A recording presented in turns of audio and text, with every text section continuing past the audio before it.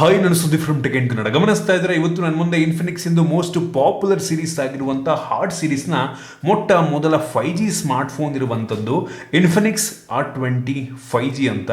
ಈ ಒಂದು ಸ್ಮಾರ್ಟ್ಫೋನ್ನ ಕೇವಲ 12,000 ರೂಪಾಯಿಗೆ ಲಾಂಚ್ ಮಾಡಿರುವಂಥದ್ದು. One of the most affordable 5G smartphone ಅಂತ ಬೇಕಾದರೂ ಅನ್ಬೋದು. ನಾನಿವತ್ತು ಈ ಒಂದು ಸ್ಮಾರ್ಟ್ಫೋನ್ನ ಅನ್ಬಾಕ್ಸ್ ಮಾಡ್ತಾ ಇದ್ದೀನಿ, ಯೂಸ್ ಮಾಡಿ ನನ್ನ ಎಕ್ಸ್ಪೀರಿಯನ್ಸ್ ನಿಮ್ಮ ಹತ್ರ ಶೇರ್ ಮಾಡ್ತಾ ಇದ್ದೀನಿ. ಏನು ಚೆನ್ನಾಗಿದೆ, ಏನು ಚೆನ್ನಾಗಿಲ್ಲ, ಈ ಒಂದು ಪ್ರೈಸ್ ರೇಂಜಿಗೆ ಒಂದು ಸ್ಮಾರ್ಟ್ಫೋನ್ನ ಪರ್ಚೇಸ್ ಮಾಡಬಹುದು ತಿಳ್ಕೊತೀರಾ. ಅದಕ್ಕಿಂತ ಮುಂಚೆ ನೀವು ನಮ್ಮ tech and Kannada YouTube subscribe ಮಾಡ್ಕೊಂಡಿಲ್ಲ ಅಂತ ಅಂದರೆ ಈಗಲೇ ಸಬ್ಸ್ಕ್ರೈಬ್ ಮಾಡ್ಕೊಳ್ಳಿ ಮತ್ತು ಬೆಲ್ ಐಕಾನ್ ಕೂಡ ಕ್ಲಿಕ್ ಮಾಡಬಹುದು. ಮೊದಲನೇದಾಗಿ ಒಂದು ಸ್ಮಾರ್ಟ್ಫೋನ್ನ ಅನ್ಬಾಕ್ಸ್ ಮಾಡೋಣ. ಗಮನಿಸ್ತಾ ಇದ್ರೆ ಒಂದು ಬಾಕ್ಸ್ ನಿಮಗೆ ಈ ರೀತಿ ನೋಡಕ್ಕೆ ಸಿಗುತ್ತೆ. ಈ ಬಾಕ್ಸ್ನ ಹಿಂದೆ ಕೆಲವೊಂದು ಬೇಸಿಕ್ ಸ್ಪೆಸಿಫಿಕೇಶನ್ ಎಲ್ಲ ಕೊಟ್ಟಿದ್ದಾರೆ. ಈ ಒಂದು ಬಾಕ್ಸನ್ನು ಓಪನ್ ಮಾಡಿದ ತಕ್ಷಣ ಡೈರೆಕ್ಟ್ ಆಗಿ ಒಂದು ಸ್ಮಾರ್ಟ್ ಫೋನ್ ನಿಮಗೆ ನೋಡಕ್ಕೆ ಸಿಗ್ತಾ ಇರುವಂಥದ್ದು. ಫಸ್ಟ್ ಲುಕ್ಕಲ್ಲಿ ಒಂದು ಒಳ್ಳೆಯ ಬಿಲ್ಡ್ ಅನ್ನು ಹೊಂದಿರುವಂಥ ಫೋನ್ ಅಂತ ಅನ್ನಿಸ್ತಾ ಇದೆ. ಅದನ್ನು ಪಕ್ಕಕ್ಕಿಟ್ಟರೆ ಈ ಒಂದು ಬಾಕ್ಸ್ ಒಳಗೆ 18 ವ್ಯಾಟ್ನ ಒಂದು ಚಾರ್ಜಿಂಗ್ ಅಡಾಪ್ಟರ್ ಕೊಟ್ಟಿದ್ದಾರೆ. ಒಂದು ಪ್ರೈಸ್ ರೇಂಜಿಗೆ ಓಕೆ ಅಂತೀನಿ. ಈ ಬೆಲೆಗೆ ಎಷ್ಟೋ ಫೋನ್ಗಳಲ್ಲಿ 33 ವ್ಯಾಟ್ ಎಲ್ಲ ಸಿಗುತ್ತೆ. ಇವರು ಕೊಟ್ಟಿದ್ರೆ ಚೆನ್ನಾಗಿರ್ತಾ ಇತ್ತು. ನಂತರ ಒಂದು USB Type-C charging cable, data cable, ಒಳ್ಳೆ ಕ್ವಾಲಿಟಿಯ ಕೇಬಲ್ ಇದಾಗಿದೆ. ನಂತರ ಒಂದು ಸಿಮ್ ಎಜೆಕ್ಷನ್ ಪಿನ್ ಕೊಟ್ಟಿದ್ದಾರೆ ಮತ್ತು user manual, quick start guide ಮತ್ತು ವಾರಂಟಿ ಕಾರ್ಡು.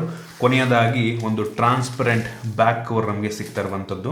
ಅದನ್ನು ಬಿಟ್ಟರೆ ಬೇರೆನೂ ಸಹ ನಮಗೆ ಒಂದು ಬಾಕ್ಸ್ ಒಳಗೆ ಸಿಗ್ತಾ ಇಲ್ಲ.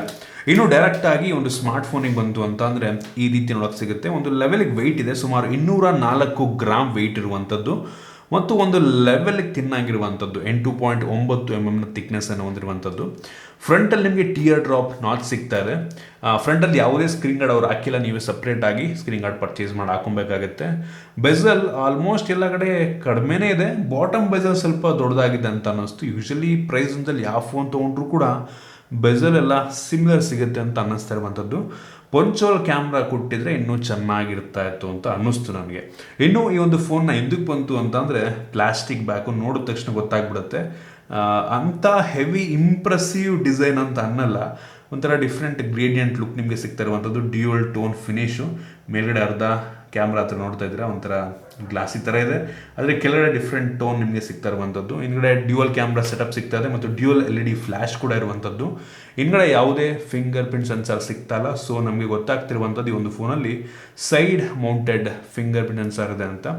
ಒಟ್ಟಿಗೆ ಹಿಂದ್ಗಡೆ ಸುಮಾರಾಗಿದೆ ಲುಕ್ಕು. ಬ್ಯಾಕ್ ಕವರ್ ಹಾಕೊಂಡ್ರೆ ತುಂಬ ಒಳ್ಳೆಯದು.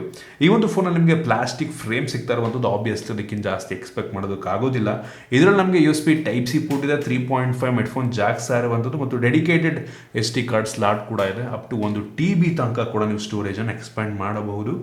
ಓವರಾಲ್ ಡಿಸೈನ್ ಮತ್ತು ಬಿಲ್ಡ್ ಕ್ವಾಲಿಟಿ ಒಂದು ಬೆಲೆಗೆ ತಕ್ಕ ರೀತಿಯಲ್ಲಿರುವಂಥದ್ದು.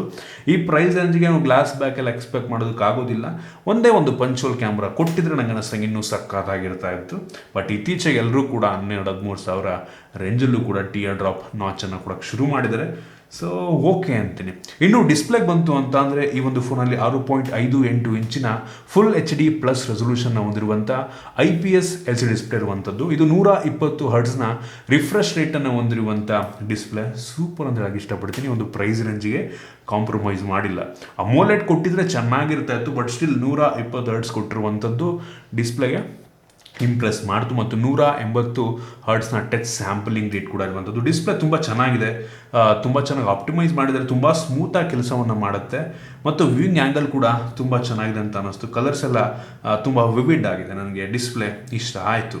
ಗೊತ್ತಾಗಲ್ಲ ನಮ್ಮಲ್ಲಿ ತುಂಬ ಜನಕ್ಕಿದು LCDನ ಅಥವಾ OLED ಅಂತ. ಡಿಸ್ಪ್ಲೇ ನನಗೇನೋ ಇಂಪ್ರೆಸಿವ್ ಅಂತ ಅನ್ನಿಸ್ತು. ಇನ್ನು ಈ ಒಂದು ಸ್ಮಾರ್ಟ್ಫೋನ್ ಸದ್ಯಕ್ಕೆ ಒಂದೇ ಒಂದು ವೇರಿಯಂಟಲ್ಲಿ ಲಾಂಚ್ ಆಗ್ತಾ ಇರುವಂಥದ್ದು. 4 GB ರ್ಯಾಮ್ ಮತ್ತು 64 GB ಸ್ಟೋರೇಜು. ಇದರಲ್ಲಿರುವಂಥ ರ್ಯಾಮ್ ಬಂದ್ಬಿಟ್ಟು LPDDR4X ರ್ಯಾಮ್. ಇದರಲ್ಲಿ ಎಕ್ಸ್ಟೆಂಡೆಡ್ ರ್ಯಾಮ್ ಕೂಡ ಇರುವಂಥದ್ದು. ಆಯಿತಾ, 3 GB ಎಕ್ಸ್ಟೆಂಡೆಡ್ ರ್ಯಾಮ್ ಇದೆ. ಸೊ ಓವರಾಲ್ 7 GB ರ್ಯಾಮ್ ರೀತಿ ಕೆಲಸವನ್ನು ಮಾಡುತ್ತೆ. ಎಕ್ಸ್ಟೆಂಡೆಡ್ ರ್ಯಾಮ್ ಅಂತ ಅಂದರೆ ಸ್ಟೋರೇಜನ್ನೇ ರ್ಯಾಮ್ ರೀತಿ ಕನ್ವರ್ಟ್ ಮಾಡ್ಕೊಳ್ಳುತ್ತೆ ಅವಶ್ಯಕತೆ ಇರೋ ಟೈಮಲ್ಲಿ.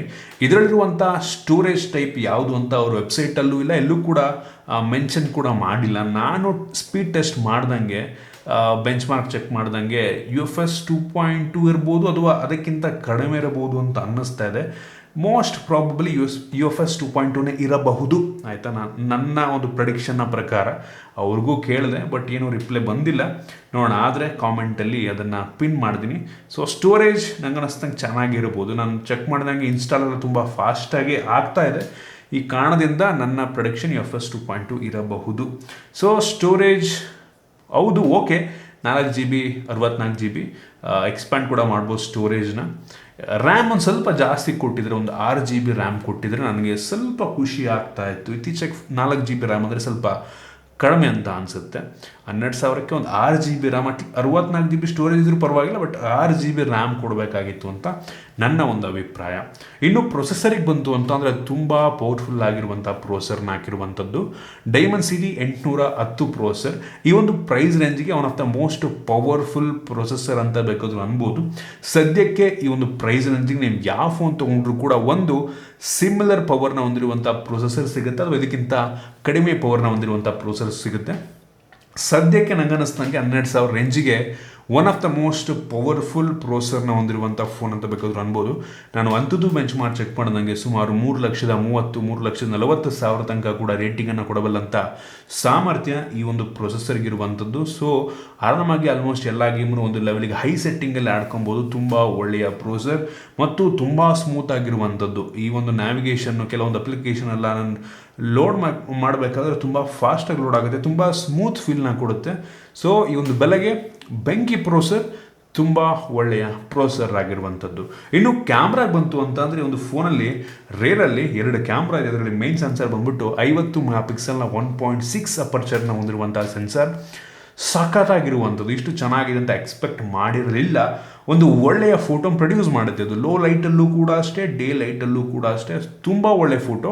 ಇಷ್ಟು ಚೆನ್ನಾಗಿರುತ್ತೆ ಅಂತ ನಿಜವಾಗ್ಲೂ ಅಂದ್ಕೊಂಡಿರಲಿಲ್ಲ. ಈ ಒಂದು ಪ್ರೈಸ್ ರೇಂಜಿಗೆ one of the best camera ಹೊಂದಿರುವಂಥ ಫೋನ್ ಅಂತ ಬೇಕಾದರೂ ಅನ್ನಬಹುದು. ಒಂದು ಸ್ಯಾಂಪಲ್ ತೋರಿಸ್ತಾ ಇದ್ದೀನಿ, ಅದು ನೋಡಿ ನೀವು ಬೇಕಾದರೆ ಜಡ್ಜ್ ಮಾಡಬಹುದು. ಮತ್ತು ಇನ್ನೊಂದು ಸೆನ್ಸರ್ ಕೊಟ್ಟಿದ್ದಾರೆ, VGA ಸೆನ್ಸರ್. ಅದೇನು ಕೊಟ್ಟಿದ್ದಾರೆ ಅಂತ ಗೊತ್ತಿಲ್ಲ ಆಯಿತಾ, ಮಾಡೋಕ್ಕೆ ಕೆಲಸ ಇಲ್ಲ, ಸುಮ್ಮನೆ ನಾಮಕಾವಸ್ಥೆ ಇನ್ನೊಂದು ಸೆನ್ಸರ್ನ ಹಾಕಿದ್ದಾರೆ.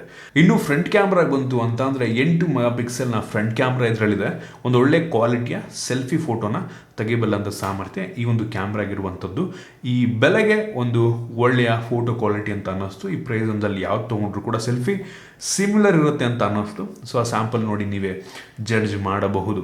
ಇನ್ನು ವಿಡಿಯೋಗ್ರಫಿಗೆ ಬಂತು ಅಂತ ಅಂದರೆ ಫ್ರಂಟು ಮತ್ತು ಬ್ಯಾಕ್ ಎರಡೂ ಕೂಡ 2K ರೆಸಲ್ಯೂಷನ್ನಲ್ಲಿ ವಿಡಿಯೋ ರೆಕಾರ್ಡ್ ಮಾಡಬಲ್ಲಂಥ ಸಾಮರ್ಥ್ಯನ ಹೊಂದಿರುವಂಥದ್ದು.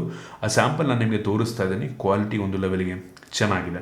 ಓವರಾಲ್ ಕ್ಯಾಮ್ರಾ ನಂಗೆ ಅನ್ನಿಸ್ದಂಗೆ ಒಂದು ಪ್ರೈಸ್ ರೇಂಜಿಗೆ ತುಂಬ ಚೆನ್ನಾಗಿದೆ ಅಂತ ಅನ್ನಿಸ್ತು. ಈ ಬೆಲೆಗೆ one of the best camera ಹೊಂದಿರುವಂಥ ಸ್ಮಾರ್ಟ್ಫೋನ್ ಅಂತ ಬೇಕಾದರೂ ಅನ್ನಬಹುದು. ಇನ್ನು ಸೆಕ್ಯೂರಿಟಿ ಬಗ್ಗೆ ಮಾತನಾಡಬೇಕಂತ ಅಂದರೆ ಒಂದು ಫೋನಲ್ಲಿ side mounted finger print sensor ಇದೆ.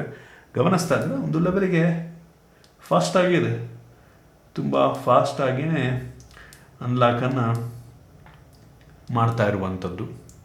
ಇನ್ನು ಫೇಸ್ ಅನ್ಲಾಕ್ ಕೂಡ ಅಷ್ಟೇ ತುಂಬ ಫಾಸ್ಟ್ ಆಗಿದೆ. ಬಟ್ ಎಷ್ಟು ಫಾಸ್ಟಾಗಿ ಅನ್ಲಾಕ್ ಮಾಡ್ತಾ ಇದೆ, ಇಂಪ್ರೆಸ್ ಮಾಡ್ತು. ಸೂಪರ್ ಅಂದೇಳಕ್ಕೆ ಇಷ್ಟಪಡ್ತೀನಿ. ಇನ್ನು ಬ್ಯಾಟ್ರಿಗೆ ಬಂತು ಅಂತ ಅಂದರೆ ಒಂದು ಫೋನಲ್ಲಿ 5,000 mAh ಕೆಪಾಸಿಟಿಯ ಬ್ಯಾಟ್ರಿ ಇದೆ. ಒಂದು ಒಳ್ಳೆಯ ವಿಷಯ. ಮತ್ತು ಬಾಕ್ಸ್ ಒಳಗೆ 18 ವ್ಯಾಟ್ನ ಚಾರ್ಜರ್ನ ಕೊಟ್ಟಿದ್ದಾರೆ. ಬಾಕ್ಸ್ ಒಳಗೆ ಚಾರ್ಜರ್ ಕೊಟ್ಟಿದ್ದಾರೆ, ಅದಕ್ಕೆ ಖುಷಿ ಪಡಬೇಕು. ಇನ್ನೊಂದು ಸ್ವಲ್ಪ ಜಾಸ್ತಿ ವ್ಯಾಟ್ನ ಚಾರ್ಜರ್ ಕೊಟ್ಟಿದ್ರೆ ಚೆನ್ನಾಗಿರ್ತಾ ಇತ್ತು. ಮಾಡ್ರೇಟ್ ಯೂಸಿಗೆ ಆರಾಮಾಗಿ 1-1.5 ದಿನ ಒಂದು ಬ್ಯಾಟ್ರಿ ಬ್ಯಾಕಪ್ ಬರುತ್ತೆ. ಡಿಪೆಂಡ್ಸ್ ಆನ್ ನೀವು ಹೆಂಗೆ ಯೂಸ್ ಮಾಡ್ತೀರ ಅದ್ರ ಮೇಲೆ ಡಿಪೆಂಡ್ ಆಗುತ್ತೆ. ಇನ್ನು ಇದರಲ್ಲಿ ನಿಮಗೆ ಮೋನೋ ಸ್ಪೀಕರ್ ಸಿಗ್ತಾ ಇರುವಂಥದ್ದು, ಬಾಟಮ್ ಫೈರಿಂಗು. ಸ್ಪೀಕರ್ನ ಕ್ವಾಲಿಟಿ ಚೆನ್ನಾಗಿದೆ, ಒಂದು ಲೆವೆಲಿಗೆ ಜೋರಾಗಿ ಕೂಡ ಕೇಳುತ್ತೆ.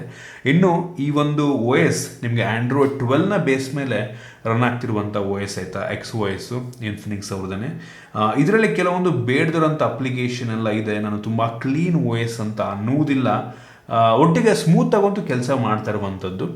ಇವ್ರು ಹೇಳ್ದಂಗೆ 1-2 ವರ್ಷ ಸಾಫ್ಟ್ವೇರ್ ಅಪ್ಡೇಟ್ ಕೊಡ್ಬೋದು. ಮೋಸ್ಟ್ಲಿ 1 ವರ್ಷ ಕೊಟ್ಟರೆ ದೊಡ್ಡ ವಿಷಯ ಯೂಶಲಿ ಇನ್ಫಿನಿಕ್ಸ್ ಅವರು. ಒಟ್ಟಿಗೆ ಸದ್ಯಕ್ಕಂತೂ ಸ್ಮೂತಾಗಿ ಕೆಲಸವನ್ನು ಮಾಡ್ತಾ ಇದೆ, ಅದೇ ಒಂದು ಖುಷಿ ವಿಷಯ. ಇನ್ನು ಇದರಲ್ಲಿ ನಿಮಗೆ ಡ್ಯೂಯಲ್ ಬ್ಯಾಂಡ್ ವೈಫೈ ಸಪೋರ್ಟ್ ಸಿಗ್ತಾ ಇರುವಂಥದ್ದು ಮತ್ತು ಬ್ಲೂಟೂತ್ 5.0 ಕೂಡ ಕೊಟ್ಟಿದ್ದಾರೆ. ಮತ್ತು ಎಲ್ಲ ಬೇಸಿಕ್ ಸೆನ್ಸರ್ಸ್ನ ಕೂಡ ಆ್ಯಡ್ ಮಾಡಿದ್ದಾರೆ. ಮತ್ತು ಇದರಲ್ಲಿ ಕ್ಯಾರಿಯರ್ ಅಗ್ರಿಗೇಷನ್ ಕೂಡ ಇರುವಂಥದ್ದು ಒಂದು ಒಳ್ಳೆಯ ವಿಷಯ ಅಂತ ಅನ್ನಿಸ್ತು. ಇದಿಷ್ಟು ಈ ಒಂದು ಸ್ಮಾರ್ಟ್ಫೋನ್ನ ಕೆಲವೊಂದು ಮೈನ್ ಫೀಚರ್ಸ್. ನೀವು ಹಾಗಾದರೆ ಕೇಳ್ಬೋದು, ಈ ಒಂದು ಸ್ಮಾರ್ಟ್ಫೋನ್ನ 12,000 ರೂಪಾಯಿಗೆ ಪರ್ಚೇಸ್ ಮಾಡ್ಬೋದಾ ಅಂತ. ನಂಗೆ ಅನಿಸ್ತಂಗೆ 12,000 ರೂಪಾಯಿಗೆ ಒಂದು ಒಳ್ಳೆಯ ಆಪ್ಷನ್ ಆಗಬಹುದು ಅಂತ ನನಗನ್ಸುತ್ತೆ. ನಿಮಗೆ ಆಲ್ಟರ್ನೇಟಿವ್ ಆಗಿ ಇದೇ ಬೆಲೆಗೆ ಅಮೋಲೆಡ್ ಡಿಸ್ಪ್ಲೇ ಹೊಂದಿರುವಂಥ ಸ್ಮಾರ್ಟ್ಫೋನ್ಗಳು ಕೂಡ ಸಿಗ್ತವೆ. ಅದು 60 Hz ಸಿಗ್ತವೆ. ಕೆಲವೊಂದು HD+ ಆದರೂ ಆಗಿರಬಹುದು ಆಯಿತಾ. ಫುಲ್ HD ಕೂಡ ಸಿಗುತ್ತೆ. ಬಟ್ ನಿಮಗೆ ಫುಲ್ HD ಡಿಸ್ಪ್ಲೇ ಕೊಟ್ಟು ಬೇರೆ ಸ್ಪೆಸಿಫಿಕೇಷನಲ್ಲಿ ಅವ್ರು ಕಾಂಪ್ರಮೈಸ್ ಮಾಡಿರಬಹುದು. ನನಗೆ ಅನ್ನಿಸ್ತಂಗೆ ಈ ಬೆಲೆಗೆ 12,000 ರೂಪಾಯಿಗೆ ಇದು ಓವರಾಲ್ ನೋಡೋದಕ್ಕೆ ಹೋದರೆ ಒಂದು ಒಳ್ಳೆಯ ಪ್ಯಾಕೇಜ್ ಅಂತ ಅನ್ನಿಸ್ತಾ ಇರುವಂಥದ್ದು ಆಯಿತಾ. ಇದೇ ಬೆಲೆಗೆ ಇದಕ್ಕಿಂತ 1,000 ಕಡಿಮೆ ಬೆಲೆಗೆ ನಿಮಗೆ ಇನ್ನೊಂದು ಲಾಭದಲ್ಲಿ ಒಂದು 5G ಫೋನ್ ಸಿಗುತ್ತೆ ಆಯಿತಾ. ಅದರಲ್ಲಿ ಆ ಒಂದು ಸ್ಪೆಸಿಫಿಕೇಷನ್ ಕೂಡ ಒಂದು ಲೆವೆಲ್ಗೆ ಚೆನ್ನಾಗಿದೆ. ಬಟ್ ಪ್ರಿಫರಬಲಿ ನನಗೆ ಈ ಒಂದು ಫೋನ್ ಜಾಸ್ತಿ ರಿಲೇಯಬಲ್ ಅಂತ ಅನ್ನಿಸ್ತು. ಅದು ಕೂಡ ತುಂಬ ಚೆನ್ನಾಗಿದೆ. ಇದು ಕೂಡ ತುಂಬ ಚೆನ್ನಾಗಿದೆ. ನೋಡೋದಕ್ಕೆ ಹೋದರೆ ಈ ಪ್ರೈಸ್ ರೇಂಜಲ್ಲಿ ಇತ್ತೀಚೆಗಂತೂ ಹೆವಿ ಕಾಂಪಿಟೇಷನ್ ಶುರು ಆಗಿಬಿಟ್ಟಿದೆ ಆಯಿತಾ. ಮುಂಚೆ ಯಾರೂ ಲಾಂಚೇ ಮಾಡ್ತಾ ಇರಲಿಲ್ಲ ಜಾಸ್ತಿ ಫೋನ್ಸನ್ನು. ಈಗಂತೂ ಹೆವಿ ಫೋನ್ಸ್ಗಳು ಲಾಂಚ್ ಆಗ್ತದೆ, ಒಳ್ಳೊಳ್ಳೆ ಫೋನ್ಸ್ಗಳು ಲಾಂಚ್ ಆಗ್ತದೆ. ನೋಡ್ಬೋದು ಪವರ್ಫುಲ್ ಆಗಿರುವಂಥ ಫೋನ್ಗಳು ತುಂಬ ಕಡಿಮೆಗೆ ಲಾಂಚ್ ಮಾಡ್ತಾ ಇದ್ದಾರೆ. 12,000 ರೂಪಾಯಿಗೆ ತುಂಬ ಪವರ್ಫುಲ್ ಆಗಿರುವಂಥ ಸ್ಮಾರ್ಟ್ಫೋನ್, ಒಂದು ಕಂಪ್ಲೀಟ್ ಪ್ಯಾಕೇಜ್ ಅಂತ ಅನ್ನಿಸ್ತಾ ಇರುವಂಥದ್ದು.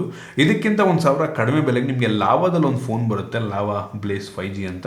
ಆ ಒಂದು ಫೋನ್ ಕೂಡ ಚೆನ್ನಾಗಿದೆ, ಅದು ಕೂಡ 5G ಸ್ಮಾರ್ಟ್ಫೋನ್. ಆದರೆ ಇಷ್ಟು ಪವರ್ಫುಲ್ ಇಲ್ಲ ಒಂದು ಸ್ಮಾರ್ಟ್ಫೋನ್. ಸ್ಪೆಸಿಫಿಕೇಶನ್ ಎರಡೂ ಚೆನ್ನಾಗಿದೆ.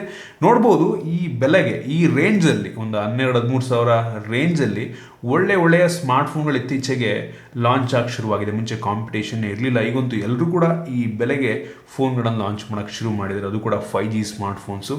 ಸೊ ಓವರಾಲ್ ನನಗನ್ನಿಸ್ತಂಗೆ ಒಂದು ಫೋನ್ ತುಂಬ ಒಳ್ಳೆ ಸ್ಮಾರ್ಟ್ಫೋನು, ಒಂದು ಒಳ್ಳೆ ಸ್ಪೆಸಿಫಿಕೇಷನ್ನು, ಬೆಲೆಗೆ ನೀವೇನು 12,000 ಕೊಡ್ತಾ ಇದ್ರೆ ಅದಕ್ಕೆ ಕಂಪ್ಲೀಟ್ ವರ್ತ್ ಅಂತ ಅನ್ನಿಸ್ತದೆ. ಇದು ನನ್ನ ಆನೆಸ್ಟ್ ಒಪಿನಿಯನ್ ಈ ಒಂದು ಸ್ಮಾರ್ಟ್ಫೋನ್ನ ಬಗ್ಗೆ. ಸದ್ಯಕ್ಕಂತೂ ಹೆವಿ ಇಂಪ್ರೆಸಿವ್. ಕಾದು ನೋಡೋಣ ಫ್ಯೂಚರ್ನಲ್ಲಿ ಈ ಬೇರೆ ಇನ್ಯಾವ ಸ್ಮಾರ್ಟ್ಫೋನ್ ಲಾಂಚ್ ಆಗಿದೆ ಇದಕ್ಕೆ ಕಾಂಪಿಟೇಷನ್ ರೀತಿ ಅಂತ. ಇದಿಷ್ಟು ಈ ಒಂದು ಫೋನ್ನ ಬಗ್ಗೆ ನನ್ನ ಒಪಿನಿಯನ್. ನಿಮಗೆ ಇದ್ರ ಬಗ್ಗೆ ಏನಾದರೂ ಕೆಳಗಡೆ ಕಾಮೆಂಟ್ ತಿಳಿಸ್ಬೋದು. ಇಷ್ಟ ಆಗಿದ್ರೆ ದಯವಿಟ್ಟು ಲೈಕ್ ಮಾಡಿ, ಶೇರ್ ಮಾಡಿ. ಇದೇ ರೀತಿ ನಮ್ಮ ಬೇರೆ ವಿಡಿಯೋಗಳಿಗೆ ನಮ್ಮ tech in Kannada YouTube subscribe ಮಾಡ್ಕೊಂಡಿಲ್ಲ ಅಂದರೆ ಈಗಲೇ ಸಬ್ಸ್ಕ್ರೈಬ್ ಮಾಡ್ಕೊಳ್ಳಿ ಮತ್ತು ಬೆಲ್ ಐಕನ್ ಕೂಡ ಕ್ಲಿಕ್ ಮಾಡಬಹುದು. ಸಿಗೋಣ ಮುಂದಿನ ವಿಡಿಯೋದಲ್ಲಿ.